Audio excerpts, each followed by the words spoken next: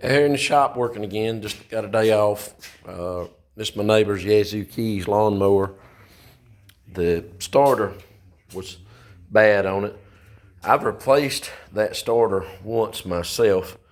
I checked it good when I installed it, made sure it was disengaging. I don't know if the Bendix is weak on it or exactly what. However, the main reason I think that one failed, the Bendix on it, or the gear out here, whatever you want to call it, that engages the flywheel, was not fully, it was dragging a little bit when I went to pick it up. I'm going to adjust that a little bit to try to help prevent that. I mean, seeing how this is the second one I've put on it, I mean, I cranked it. I've used the mower around on their place, and I ran it a little bit here. I always like to use something a little bit before I take it back to someone, make sure it's right, so you don't have any issues with it. But I'm going to try to take a look at that, clean it up, sharpen the blades. Probably going to replace the blades this year and put new blades on it. Other than that, I think that's going to be okay. I've got this 440 Husqvarna chainsaw that I was working on. I worked on a 335 the other day for a fella at work. This is a 440 Husqvarna. In my opinion, it's a little bigger. Well, it is bigger, but it's running the better chain on it. That chain that was on that other saw was more like it was a safety chain, and had the anti-kickback stuff on it. It's kind of, in my opinion, kind of junk. But this saw had it had two problems with it. The choke linkage was not right on it when I started working on it. I noticed there was something wrong with it. It was not. That could be part of the other problem too. The throttle on this was stuck.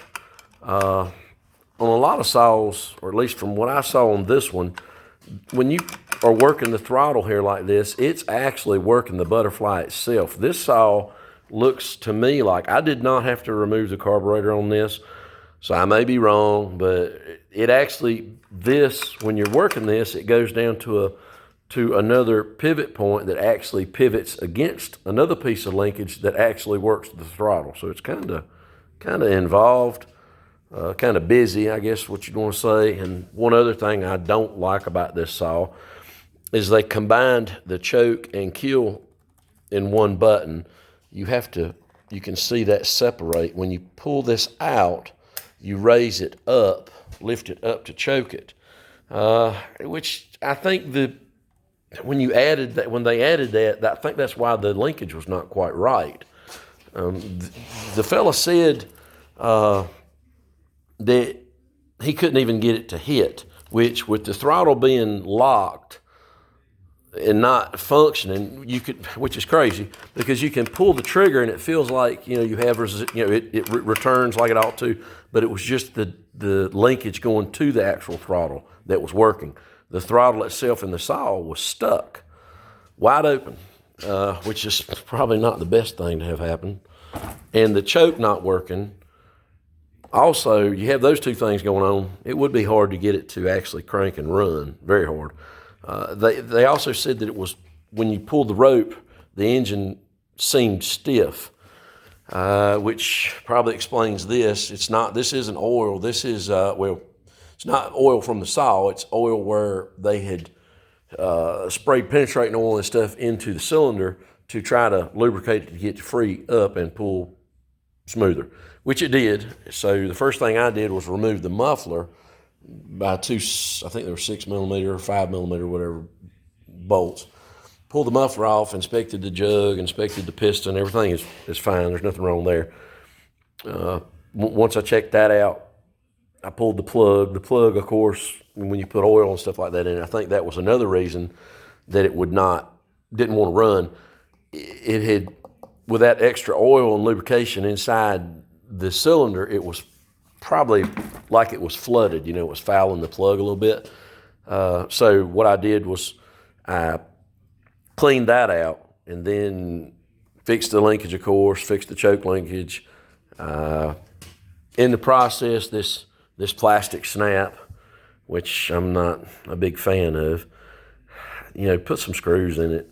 That make it, I mean, to me, I think this is probably harder. This is actually fastened by a screw. Why don't you use the screw to fasten the top? But that's just me complaining about that.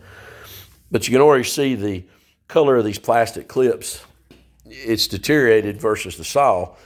And just in removing it, and it's very, let me get a picture of that. I don't know if you can even see it, but you can see that very thin layer right there is all, I don't know how good, that's all that's holding that, that's what's holding that on there. So, that, I didn't like that. So, anyway, I'll let them put one of these on it and change that. But the saw runs great. I'll go ahead and crank it up here and let you listen to it.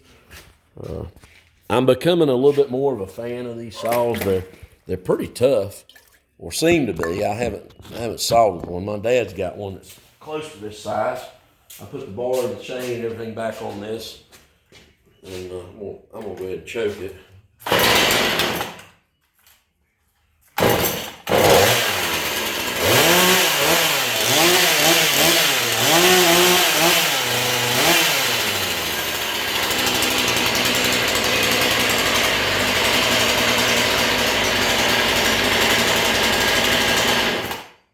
I know the chain is a little loose. If anybody comments about that in the video, but the oiler on the chain, or the oiler in the saw is really clean. I don't think it's been used much, or somebody really cleaned it up really well. But anyway, it's super clean. It's probably the original bar, which you can see, which I put it on upside down, but that doesn't make any difference. But this one's a little better than your average homeowners. It's got that little bitty, I didn't even notice that, how spindly that is, that little bitty dog on there. But I mean, it does help once you get into the log. But I mean, I left the chain loose because I don't think there's any oil in the oiler, and I didn't want to tighten it because it'll bind and tighten up. But he can tighten his chain up. Old saw runs good, seems to work pretty good, so I'll just take it back to him. He can do what he wants. Like and subscribe.